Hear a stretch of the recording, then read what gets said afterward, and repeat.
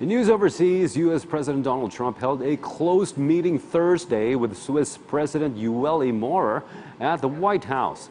The White House said Trump expressed his gratitude for Switzerland's role in facilitating international mediation and diplomatic relations on behalf of the United States. Meanwhile, Iranian Foreign Minister Mohammad Javad Zarif visited Japan, where he accused the U.S. of escalations. VOA's Zlatica Hoke reports U.S. lawmakers voiced their concerns about the standoff with Tehran. The United States has deployed warships to the Persian Gulf, as well as warplanes and troops to countries in the region. Trump has warned Tehran against any hostile actions.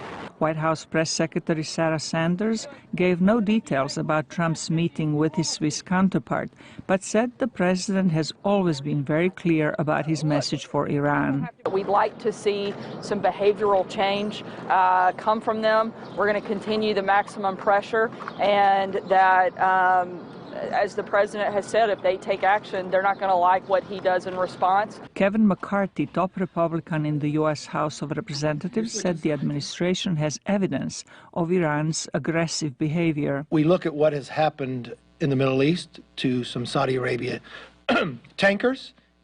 We do know now the drones attacking pipelines. We do know the rhetoric of what Iran has been saying. And now we also see the administration take the forward look to remove Americans out of Iraq in harm's way.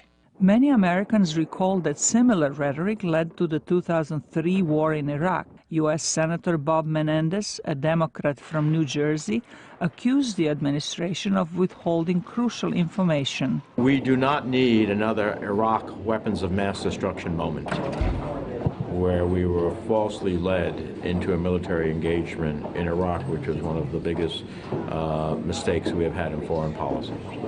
So we cannot make intelligent foreign policy and national security decisions in the absence of having the information and the intelligence that tells us what are the risks, what are the assessment of those risks, how strong are those assessments. House Majority Leader Nancy Pelosi reminded Trump that he had opposed the war in Iraq. One of the places that I agree with the president is in both of us in our opposition to the war in Iraq, and I hope that that same attitude will prevail with the President of the United States, even though some of his supporters are rattling sabers.